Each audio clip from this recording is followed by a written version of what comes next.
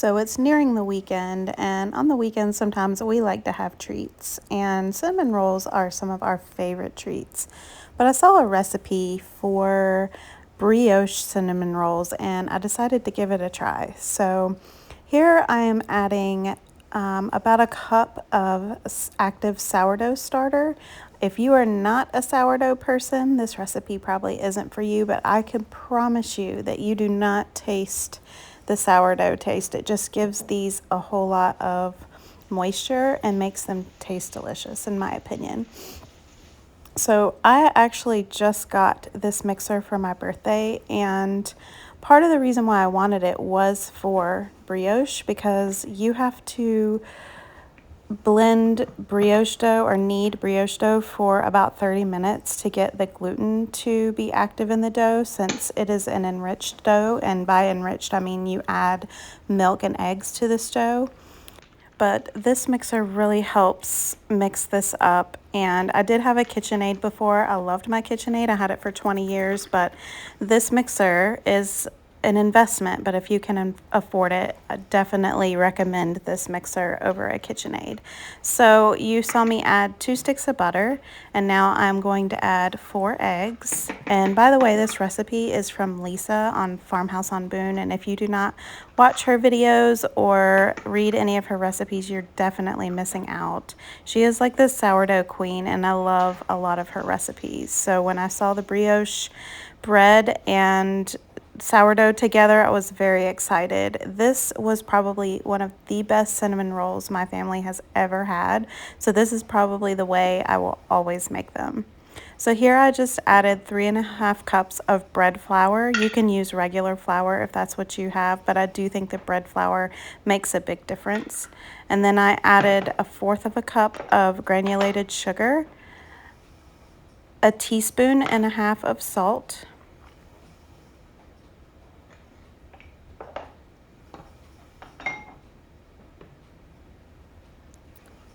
and then 1/2 cup of milk.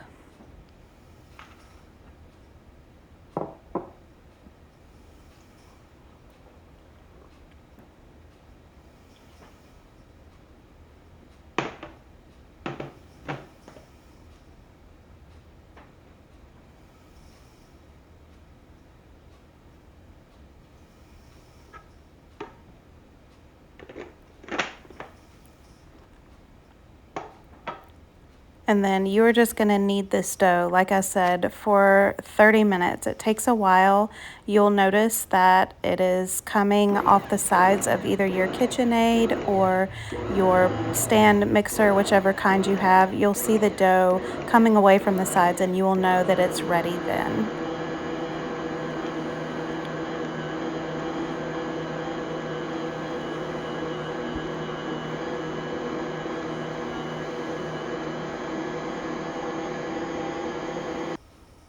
So I just turn this on and I just walk away from it. I am now just going to remake my sourdough starter.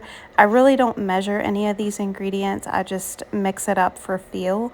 But here you can just see me adding like 3 big scoops of my kamut flour. Sometimes I use kamut, sometimes I use all-purpose, or maybe that was 4 scoops, I don't know.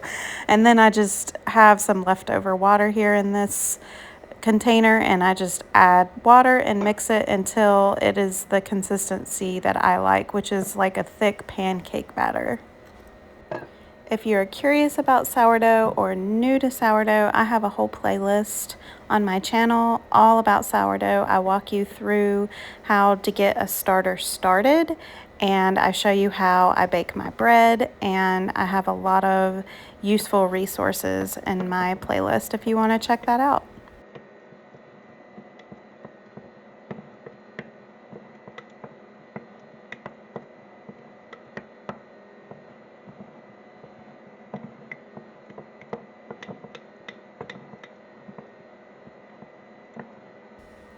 I've learned to always set my sourdough starter on a plate, so I found a little plate here that looks okay on my counter, and I use it just in case the sourdough decides to spill over or spill out. Now I just loosely put a lid on there, And here I'm going to show you how the dough is starting to pull away from the sides of my mixer. So because it's doing that, I know it's ready to do its rise. And enriched doughs actually take longer to rise than regular doughs. Also, using sourdough starter, it also takes a little bit longer. So you're looking at 2 to 6 hours of a rise on this bread, and you want this bread to, or this dough to double in size. You could see the texture of this dough. It's really springy. The gluten has definitely gotten all worked up in this dough, and that's why you need it so long. Being an enriched dough, it takes longer. Now here you see me struggle taking my bowl off because this mixer is new to me. I was not sure how to get it off, so I have only used this a couple of times, and finally I figured it out. So I'm just going to put this dough in this other bowl. You can rise your dough in your Bosch mixer bowl, but I'm just going to set it in this other bowl, and I'm going to cover it with a towel, and I'm going to set it in my pantry where it's a little bit warmer. And I believe my dough took about 4 to 5 hours to double in size.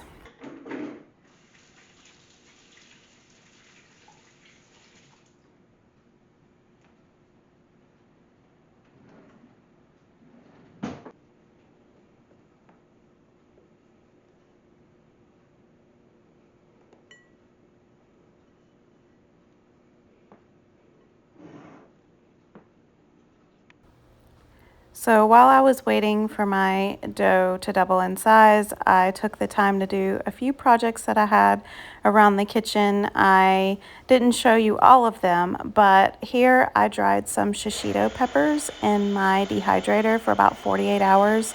I have a ton of peppers in my garden this year, and I had a lot of shishito peppers, so I decided to just turn them into a powder that I could use in pretty much anything. So I could put them in soups, stews.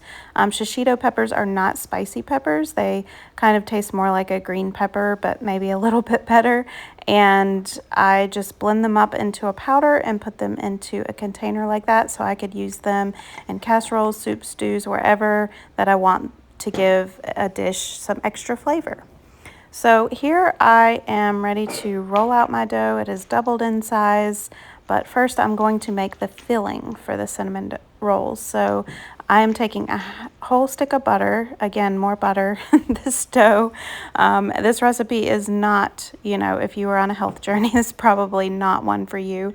And then 2 tablespoons of cinnamon. I actually put the butter in the microwave. My microwave is in my pantry. And soften that. 2 tablespoons of cinnamon, and then a cup of brown sugar. And in true fashion, I picked a bowl that is too small for what I am doing. So you will see me go back behind me and get a bigger bowl so that I could properly mix up this delicious filling for my cinnamon rolls.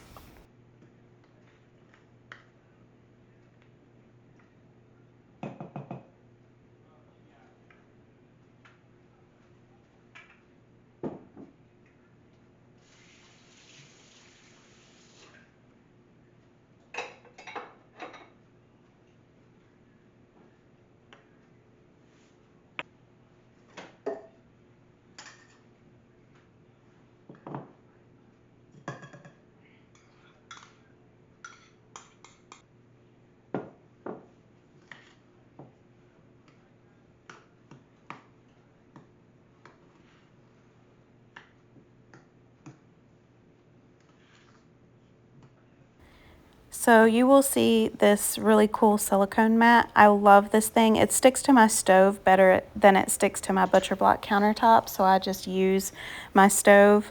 But I use this so that the cleanup is easier when you're using dough and flour on your countertop. So all I have to do is just pick this up and take it over to the sink and just rinse it off. It's so much easier. And I just got this. It's new to me and I am loving it. So here I'm just putting a little bit of flour on here because this dough is a little bit more sticky, and I'm just gonna get my dough on here and roll it out. I don't really measure it. This silicone mat is also really cool because it has measurements on it. I don't really measure this out. I just roll it out to about a 1/2 inch thick and just, you know, make it as big as it looks good to me. I've made cinnamon rolls a lot. If you look up the recipe, I can actually put it in the description. If you look up Lisa's recipe on this, she may give you some dimensions of the dough to roll it out to. But like I said, I just eyeball this. I've done this many times and I kind of know about how this needs to look. This recipe will make 12 cinnamon rolls. Also, I'm not really sure what happened to my footage here, but I lost some footage of where I am putting the filling on this dough here. But after I get it to the size that I want, as you could see me doing here, I put the filling on and I just spread it around into an even layer on this dough. And then I just roll the dough up from in front of me all the way to the back, and then I just pinch the seam.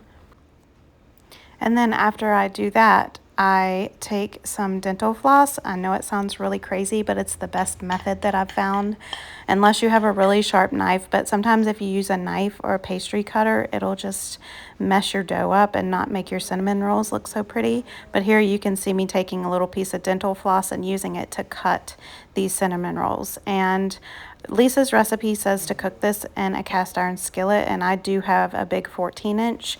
I at first did not think all 12 of these would fit in here, but they fit in there perfectly for me. So I'm just cutting it with the floss, and I cut it in half, and then I cut that half in half, and then I cut that into 3 cinnamon rolls, which gave me 12.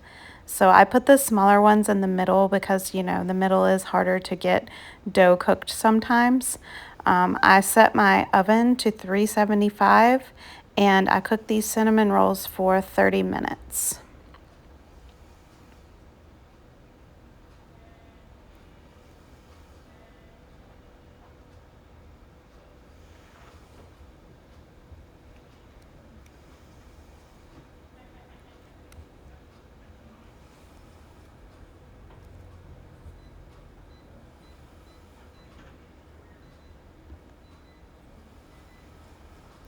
And here I'm showing you how beautiful these cinnamon rolls were before I put them in the oven.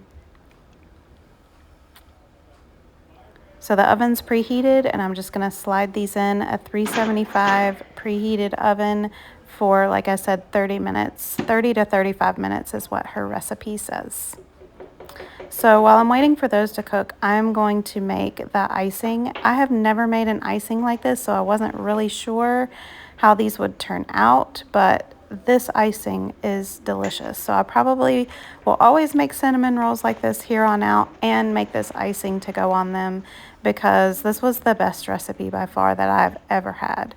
So this recipe takes 1/2 cup of heavy cream, 6 ounces of cream cheese, 1/2 cup of maple syrup, and I believe her recipe says, or you can use honey if you want to use honey, but I just use maple syrup, and then 2 teaspoons of vanilla.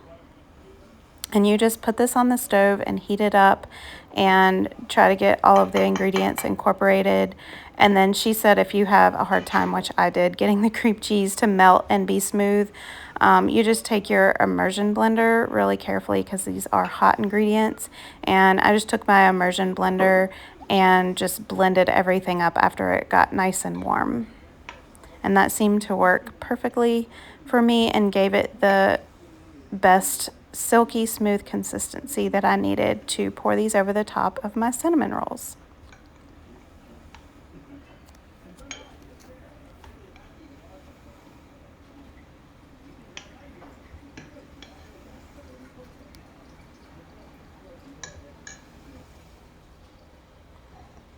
So here you can see me using my immersion blender. Like I said, just be real careful. This is hot. This can splash on you. And it just blended everything up nice and thick. If it isn't as thick as you want it to be, you can add more cream cheese to this mixture and then it'll thicken it up just a little bit more. But mine was the perfect consistency.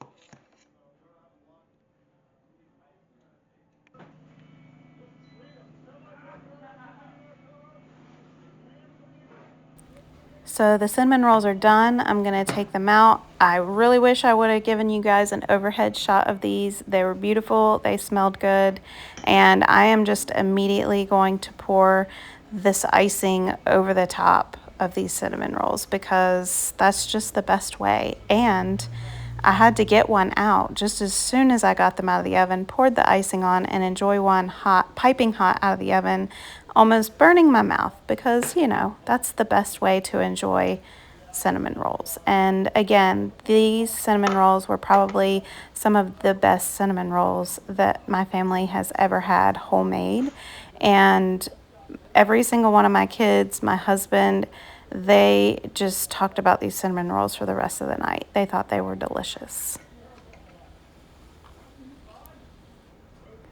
These are not dense at all. They're just very fluffy and melt in your mouth, and you should definitely give this recipe a try. Thanks for watching.